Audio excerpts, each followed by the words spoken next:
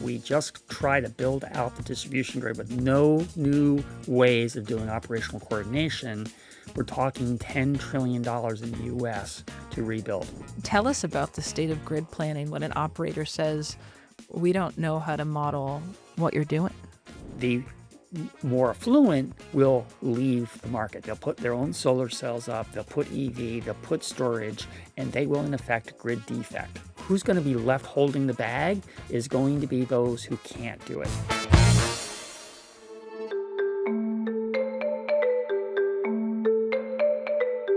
Welcome back to the Interchange Recharged. I'm Bridget van Dorsten, and if you've been following along with the show, you've definitely heard us land on the same point more than once, which is the thing that strains a grid isn't simply how much power a new load draws, it's also the swing, the sudden shift from drawing heavily to drawing almost nothing in a fraction of a second. And this is what destabilizes frequency of the grid. This is what keeps grid operators up at night.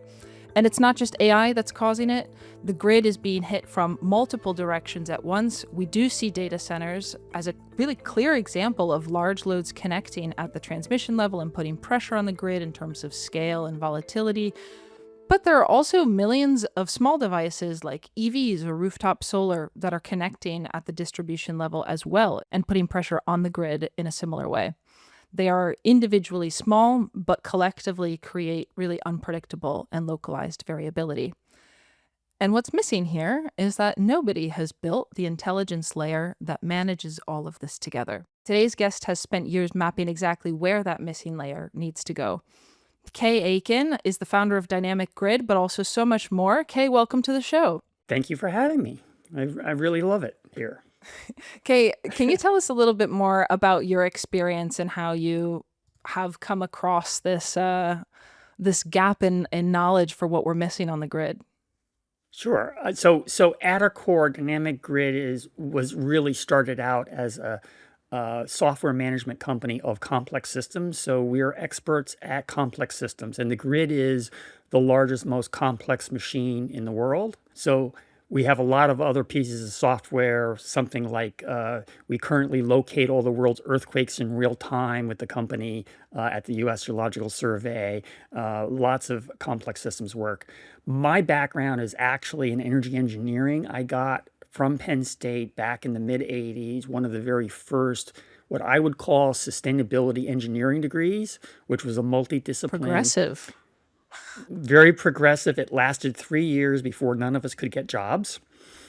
And they resurrected it about 15 years later when the market kind of caught up to them. But it was a multidiscipline engineering degree where we had mechanical, electrical, and this new world of sustainability, PV, wind, passive solar, things like that. And that really laid the foundation for systems thinking. And that systems thinking is looking, I like to say, use the analogy of seeing the forest among the trees. You actually have to pull back and see how all the interdependencies work.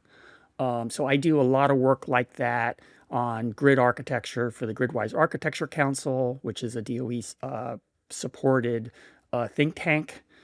I also work for the UN Environmental Program, helping them navigate grid interaction driven by the French and the Moroccans, which is the building performance guidelines worldwide. Basically, how do we decarbonize our buildings effectively? So that's what I do, but the company itself is really a controls company. We provide microgrid controllers, DERMS systems, and our newest venture is high performance energy storage manufacturing in partnership with Toshiba to use LTO, which is lithium titanium oxide battery chemistry, for very high performance applications in the grid. Excellent. And so the conversation that we're here to have today is maybe at the center of all of your expertise. Most recently in the news, I mentioned in the introduction, data centers, clearest illustration that we have of large load transmission level pressure. But I use the word volatile, and I want you to help me unpack that, because I don't think that the way an AI training center actually behaves on the grid is well understood even maybe by some of the people who work in the space. So, from your experience, take me inside what an AI training run actually looks like from a power draw perspective. What is this load profile? What happens at these moments when the process has to stop and record its progress, for example? Yeah. So when you train, these are deep convolutional nets. And when you train a model, say ChatGPT 5.5, which is the newest version of ChatGPT, you need to give it a whole pile of data, and it actually has to just run. You can't stop it in the middle. A lot of database world is called sharding, and you're able to shard and take pieces of the problem and move it around. In training a model, you can't do that. You have to give it all the data and you just let it run. And every GPU is running, they're running graphics processing units, very, very high performance ones, and they are running full bore. So if you have, say, 200 megawatt interconnection, you have 200 megawatts that's being drawn by the cooling systems, the GPUs, and everything. And then all of a sudden, the GPUs basically stop. They've learned what they can out of that training run, and they now have to do what's called checkpoint. And that is they basically take all the weights that they have in those neural nets and save them to disk. And then they start another training run. And the load actually goes from 90% load or 100% load down to 10% load. Basically, only thing running now is the cooling and some disk drives. So very, very high swings. And what it is, to the grid, this looks like a generator trip. This looks like a nuclear reactor coming offline instantaneously. And it causes a whole pile of grid stability problems in the greater grid. If you have, like Texas, where you have Stargate project, which is going to be, I just found out it's now not 7 gigawatts, it's going to be 10 gigawatts. Mm-hmm. That is roughly 10% of ERCOT. So you could have technically 10% of ERCOT just disappear in 4 seconds. That will completely destabilize the grid. Speaking of, we've seen PGM and ERCOT kind of start to push back on some of the AI data center interconnection requests. And it's not necessarily because they can't supply the energy, but it also seems like they don't have the data to model this kind of load behavior. What does that tell us about the state of grid planning when an operator says, we don't know how to model what you're doing? So modeling is a part of the problem. It's really, we don't have the grid architectures. We don't have the system architectures to integrate them. You can't actually model a training data center. It's a very stochastic behavior. So stochastic means it's unpredictable. And unpredictable is very hard to model. Mm-hmm. The grid has always worked in the ISOs, has always worked on statistics. We do, first of all, AI is statistics. It's really a statistical process. If I write the red fox jumped over the moon or something, what's the next word? And that's what AI does. It basically decides what the next logical word would be. So, but it's very stochastic, unpredictable. So modeling actually isn't, there's a modeling effort of how do we manage these things? How do we imagine how their effects are? But from an operational coordination standpoint, you can't model your way out of this. You actually have to build new grid architectures, new ways of interconnecting these large loads. And that's what I'm focusing on right now. Before we talk about these kind of architectural solutions that you've mentioned, I first want to turn to the other side of what I was talking about in the introduction, because these millions of smaller devices connecting at the distribution level, they're creating a different version of the same problem. And in some ways, it's almost more pervasive because it's happening on maybe every street, not just at hyperscaler campuses. So most listeners might be familiar with the California duck curve, which is the shape that you get when you plot net load over a day, the hours of the day, with the belly of the chart looking like midday solar and the steep ramp that you see in the evening of demand. And it's been the dominant mental model for renewable integration challenges probably for the last decade. But Kay, you've argued that the duck curve, as a concept is kind of becoming maybe less useful. How has the duck curve evolved as the go-to mental model? And when you zoom in at the distribution level into, let's say, individual circuits, what does variability actually look like? So it's a really good question. And I'm going to move back a little bit because what you were talking about, all the little devices, you were talking about IBR, which is inverter-based resources. Hmm. And they actually, in aggregate, have very many of the same oscillations and feedback behavior that the large data centers have. They just have it in mass. For instance, Spain was a prime example. They had a whole pile of integrated base resources that created oscillations in the grid and just compounding on themselves and caused the whole grid to go down. So we don't have a lot of good architecture processes, grid architecture process, operational coordination to manage those right now. The new 1547, IEEE 1547 SB is definitely a path toward making inverters more grid interactive, but we have a whole pile of inverters out there and EV chargers that aren't interactive, and we have to start making them interactive. To go back to the duckling curve problem, this is a complex systems problem. And as we average more and more things, a circuit here and a circuit here will average and have its own curve. And when you add 10 more circuits, it'll have a smoother curve. And when you add 100 circuits, it'll have an even smoother curve. And the old duckling curve was an aggregation of all the individual circuits. But one of the law of large numbers in complex systems says as you get farther and farther down, you have more and more variability. So as we see differential EV charging systems, differential DERs on the distribution grid, we're going to see more and more variability between circuit to circuit. And we have to find solutions that are able to manage on the localized circuit. I just actually listened to your podcast with the CEO of Octopus. They're starting to look at this problem of how do we do differential control of mass resources at individual circuits. Well, they can do it, but we have to build the coordination systems to allow them to do it, which is hard.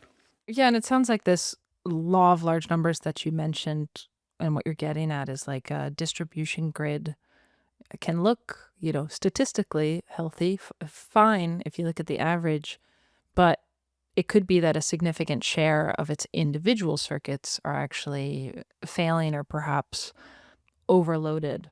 But let's talk about virtual power plants then, because I think that they're the clearest live example of this tension in practice. A virtual power plant is supposed to be a good thing. It's supposed to aggregate distributed batteries and EVs to provide grid services. So where does that then go wrong, Kay?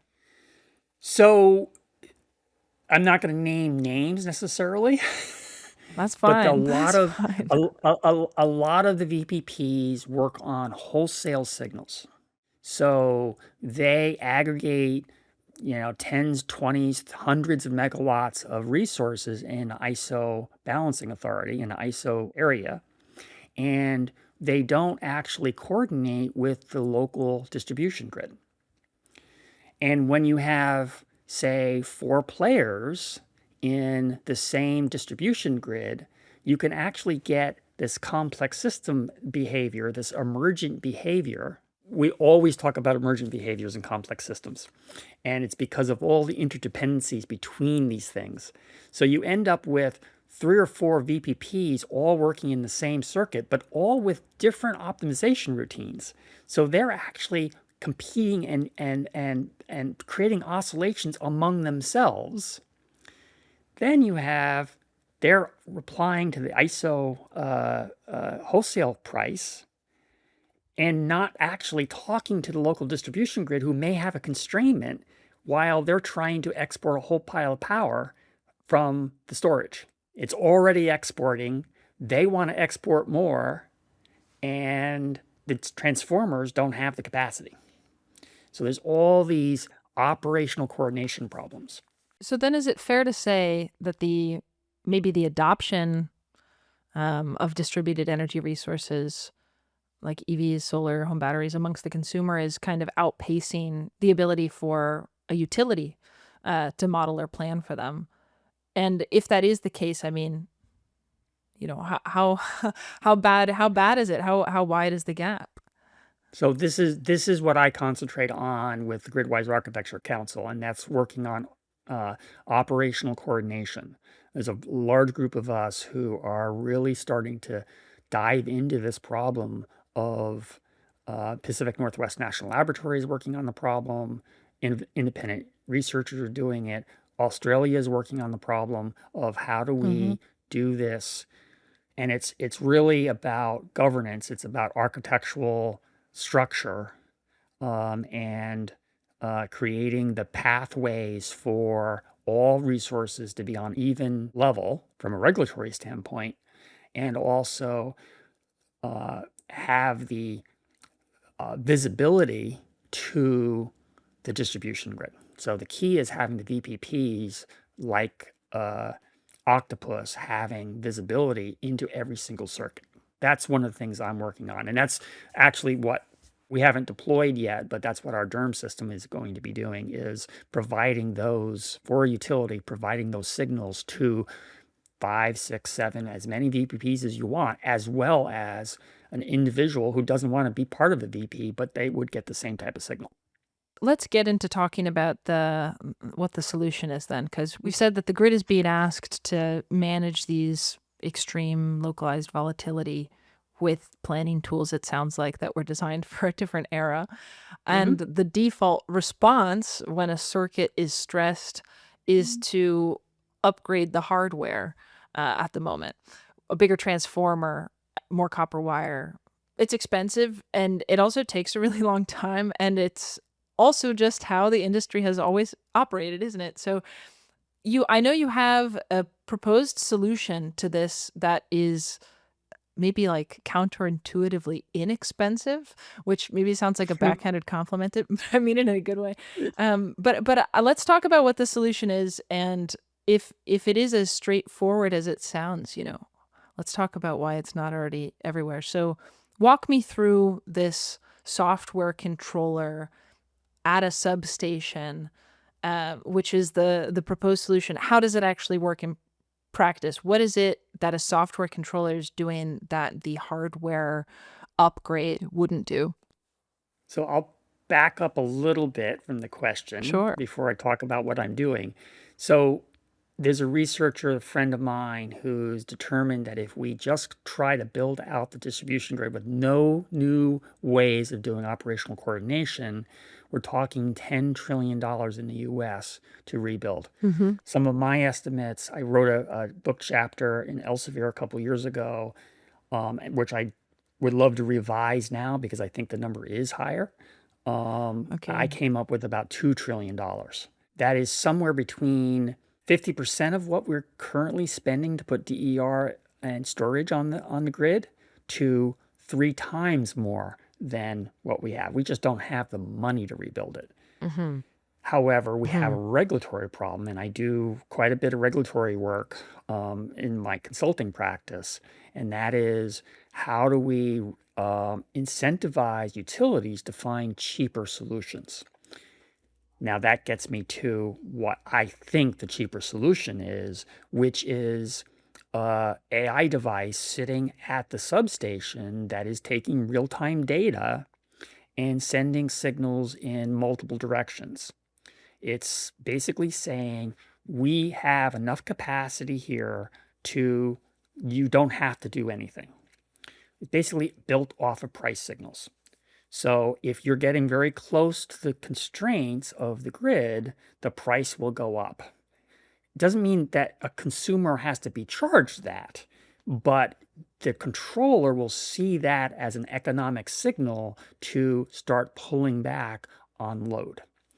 At the same time, pulling something from Australia, there's an idea called dynamic operating envelopes, which unfortunately the acronym becomes DOE, which is problematic in the US because no one knows what you're talking about.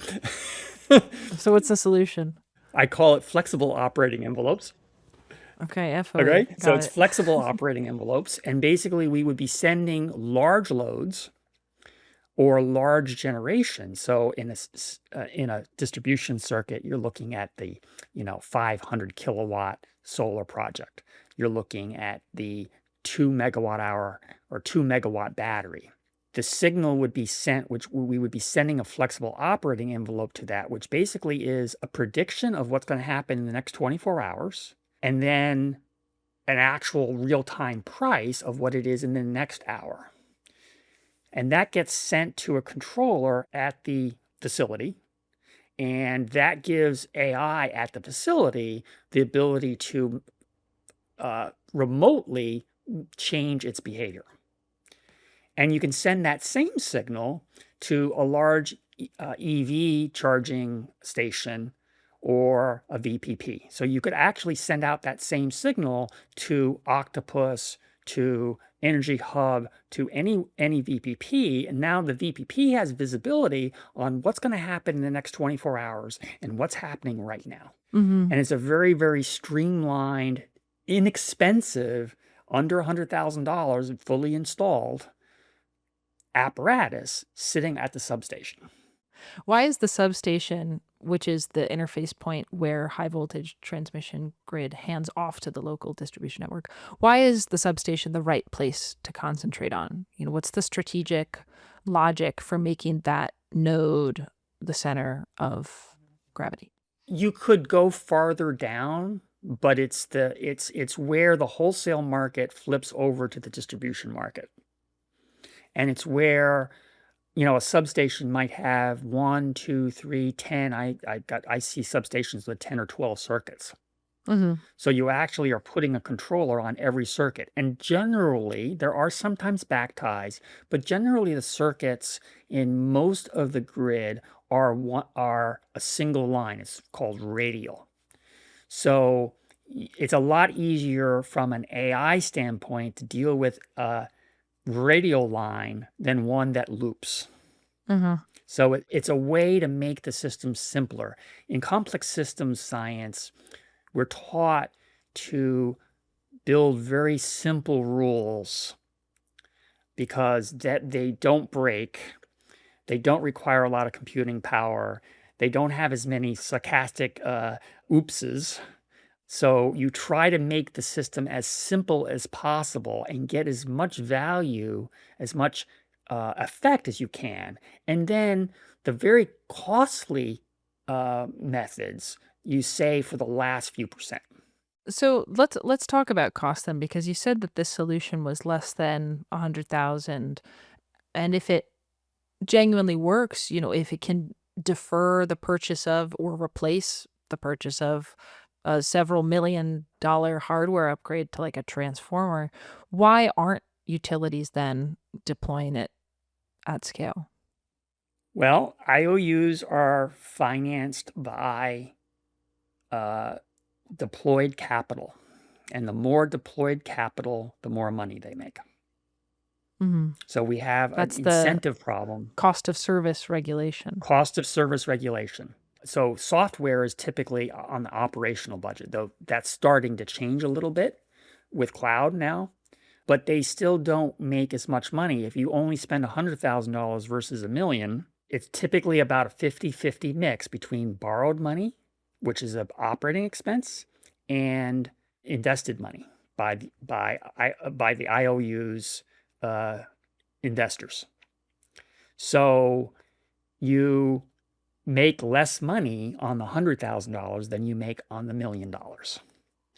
They're incentivized to build big iron, new transformers, new wires, et cetera, et cetera. So let's talk about what's changing because I know that the National Association of Regulatory Utility Commissioners, um, they recently passed a resolution that encourages states to allow software as a service to be capitalized, which would then let it sit on the rate base alongside hardware, kind of changing the cost of service regulation, maybe regulatory issue that you just mentioned. I guess that's the question. Does that actually change the calculus for the Not enough, software-based unfortunately. solution? Okay. The sheer profit Not, volume of large hardware investment still wins? it still wins, and unfortunately, it still wins because you're looking at a DERM system, and this is really what we're talking about is really DERM system, distribution energy resource management systems, are relatively cheap compared to replacing transformers, rewiring, new poles, et cetera, et cetera. So even though they can capitalize this, which is a very good step, it's still, they capitalize a lot less money. We're still trying to regulate the grid under the expansion model. So back in the 30s or 20s, this whole regulatory scheme came in to incentivize IOUs to build things because we were trying to electrify the country. Mhm. That's no longer the case. We're now trying to optimize the grid, and the current regime doesn't optimize the grid well. This topic of deployment, innovation, kind of outpacing the modernity of the grid has been talked about on this podcast a number of times. And I want to come back to maybe other regulatory mandates that could change the picture or energy affordability as a whole. But I wanted to ask you first the figure that you mentioned earlier, several trillion dollars needed for US grid investment by 2040. That's a hardware number, as you said, wires, transformers, etc., built into probably most planning models across the US at the moment. Where does software defined capacity or finding headroom in the existing wires that we have now through smarter coordination, where does that capacity genuinely reduce the need for physical build out? And I guess the question is, where does the physical infrastructure still have to come first, no matter how intelligent the software? Can we coordinate our way out of this huge investment required? Yeah. So, like I said, we can't do it all because the National Lab of the Rockies, formerly NREL, did a study a few years ago where we need to actually produce 80% more energy if we fully electrify. And the Mm. peaks are going to be 3 times higher than they are today. So that is going to require infrastructure.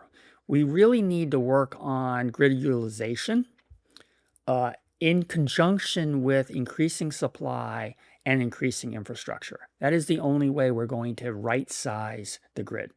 And I'm actually been hired by the Office of Public Advocate in the state of Maine, and there's been efforts in Virginia, Maryland on grid utilization metrics. So basically, incentivize utilities to increase grid utilization, and that will require a whole host of technologies: distributed storage, DER, smart controls, smart coordination at the distribution grid, a whole pile of things to get rid of that, all the little ducklings that I talked about, so that on overall, if we level out all the little ducklings, we end up with less of a big duck curve that NRail found. So can we get there? Yes, but we have to change the incentive structures. I think there's a technique similar to what you're talking about here about transmission topology optimization, which is essentially, the practice of dynamically reconfiguring which paths power is actually going to take in an existing network. Like you said, finding more efficient routes in real time rather It's than called defaulting. GETS, Grid Enhancing Technologies. Okay. And for this grid enhancing technologies, It's not new. I know it's been available for a number of years, but it is barely used. Is the reason why it's hardly deployed mostly because it's software based and it comes back to this cost of service regulation structural issue?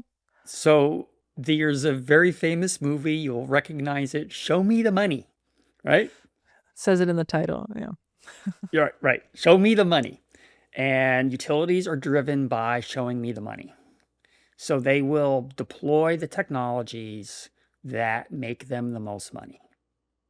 So we really need to get to performance-based regulation where they're incentivized and paid. I don't have a problem with paying utilities. Pay them a different way so that they actually optimize the grid rather than just build stuff. Apart from show me the money, I think it's also fair to say that utilities right now are genuinely overwhelmed. They're running massive capital programs. Their teams are likely stretched really thin, pressure from every direction, as we already talked about. And so I guess my question would be, what gets them to prioritize a fundamental architectural shift? Is there, does it have to be a regulatory change? What needs to break in order to draw more attention to this shift we need to make? I wish I had a crystal ball. My feeling is it's going to come from the utility commissioners. It's going to come from consumer advocates and ecological groups and regulatory reform that drives. I'm working in a couple of states now on helping them move toward true performance-based regulation. We have performance-based regulation. Probably the best version is in Hawaii, but it's still biased toward asset expansion. We need to totally get rid of, and my feeling is one way to do it is to incentivize with extra dollars for every percentage of grid utilization you get.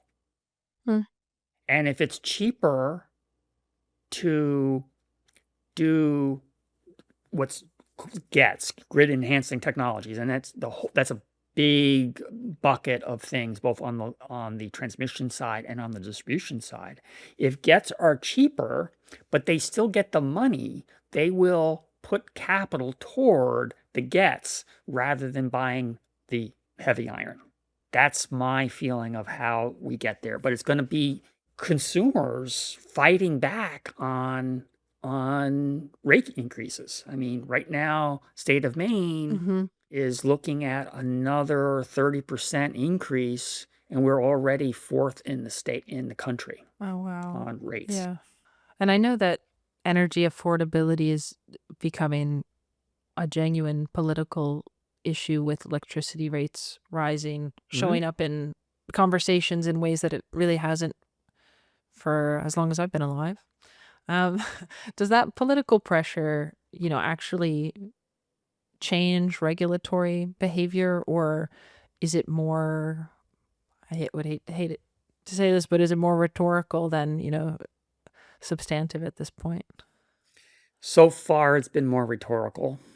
One of the big problems with regulatory commissioners, they're all good people, is they regulate by docket. They're judges. They're in effect judges.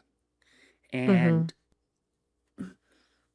one thing I will push back on, they're mostly all lawyers and they're not grid professionals. They're not engineers. They're lawyers. So they look at the system as a lawyerly exercise, as a judge would look at it, and they only make decisions based upon what is brought to them. And there's no easy way to bring things out of scope. There's the, we're going to do a new rate plan, or we're going to do a rate case, or, we're going to incentivize storage. But there's no overarching docket on what should the architecture look like. I haven't figured out how to get that docket in the system. So then, if a regulatory mandate is ultimately what it's going to take to move this. You mentioned maybe Hawaii as a good jurisdiction for something that's getting close and incentivizing better grid utilization. Is that replicable anywhere else in the US? Do you have hope that we could repeat this somewhere else on mainland? Certainly the concepts are. I think the UK is a prime example with RIO, which is, I don't know, it's a weird acronym, RIIO, where they actually put in performance-based regulation that said, we think the model says you're going to have to add this much new infrastructure, and you will get a portion of the delta between what you actually spend and what you would have spent. So they're actually incentivized to do less with more. So the concepts are definitely attributable anywhere, but every state has different environment. So you're going to see it having to be done slightly different in every state and every ISO in the United States. Because you also have, we have lots of jurisdictions. We have NERC, which is about regulatory, about grid stability and things like that, standards. We have FERC, which is the national. Then we have the local ISOs, and then we have states. And there's turf wars continually between all of those groups. We need a magic wand. If you can give me a magic wand, I'll fix it. I need a magic wand. Be careful what you wish for. Somebody might just give you a magic wand. Maybe, I hope so. Okay, as we're coming a fun time, I do want to close on maybe something a bit larger because, we've been circling around it through the conversation, which is maybe more of a question of what kind of fundamental change or even institution a utility actually needs to become in order to run a 21st century grid. Not really what kind of equipment it needs to buy, or even if it needs to invest in software, but what is its fundamental function? What does that need to become? Because the utility model that we know today has been built around this premise that you mentioned that has been held for, I don't know, 100 plus years. Generate power, push it in one direction, give it to the customer. And it's very obvious now that it's under enormous strain. How do you describe what has to replace it from this maybe a new role perspective that a utility has to play? So a friend of mine, Lorenzo Christoph, who's a PhD used to work for the grid operator in California. He's now an independent consultant. He's pushing the idea of a distribution system operator. And basically, it's a coordinating authority at the distribution level. That is something we should look at. There was a very good study. Again, we're back to Maine. Unfortunately, it went nowhere, but they did a 200-some page report and analysis of how a distribution system operator could make the system more effective in the state of Maine. Very, very good scholarly work. So that's an idea that we need to look at. Part of the problem is we have vertically integrated utilities, and then we have decoupled utilities, all right? And then we have decoupled energy. So state of Maine has unfortunately got all of them. It's a mess. Where That's good for your work, though. It is, well, yeah. Though sometimes in the state of Maine, I ruffle too many feathers. You're gonna have to move back to Hawaii soon.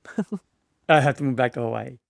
We have energy choice. So we have multiple energy suppliers who provide the supply. We also, our utilities can't own generation. So they are as close to a DSO as possible, but they're incentivized wrong. I really think DSOs are a way. I don't think it can be layered on top of. Lorenzo suggests that there's another authority, and I think we need less authorities. We need less groups involved. We need one group. And that is turn utilities into line companies where their job is to maintain the lines, to coordinate what's going on the lines, and that's it. If we can get to that model, I think we're in a good place. Do we see distributed system operators as a model active anywhere else in the world? No, not yet. Not Not yet. yet. Okay. I guess maybe my last question would be, if we don't get this right, if we aren't able to have an operating system, this operational coordination layer that we've been talking about, if that doesn't get built, if regulatory incentives don't shift, if utilities don't make an architectural transition, and we never see the future of DSOs, what is the grid going to look like in 5 years if we don't make any change? We're going to have an affordability crisis nationwide. So as rates go up, the more affluent the industrials, which they provide a majority of the dollars to utilities. So the industrials, a lot of my business is industrials.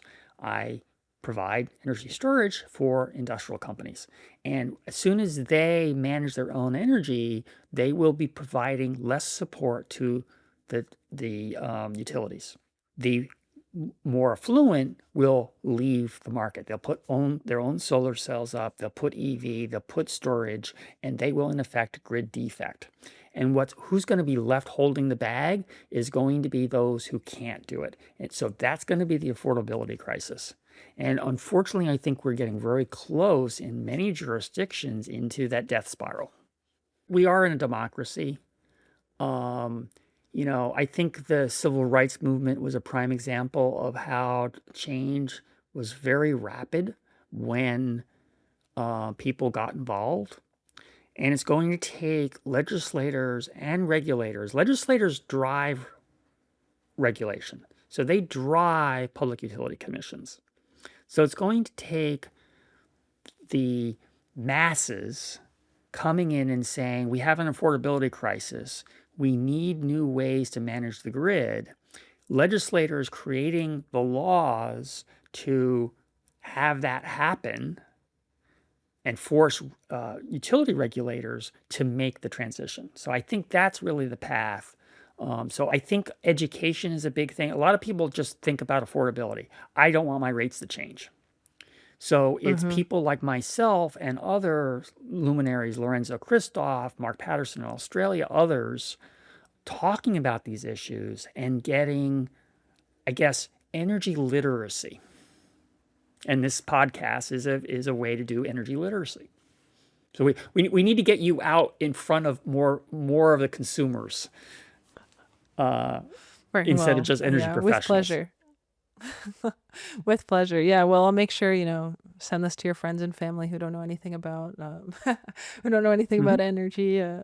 But yeah, I really appreciate you joining us on the podcast to bring more awareness to energy literacy, and also for breaking down some of these concepts more simply, Kay. I think the discussion has been very eye-opening for me, I hope as well for the listeners. And I want to thank you for joining us today on the Interchange Recharged to discuss. Thank you for having me. It was fun. Always willing to do it again. And listeners, thank you for joining us, and feel free to follow along with the Interchange Recharged wherever you get your podcasts. See you soon.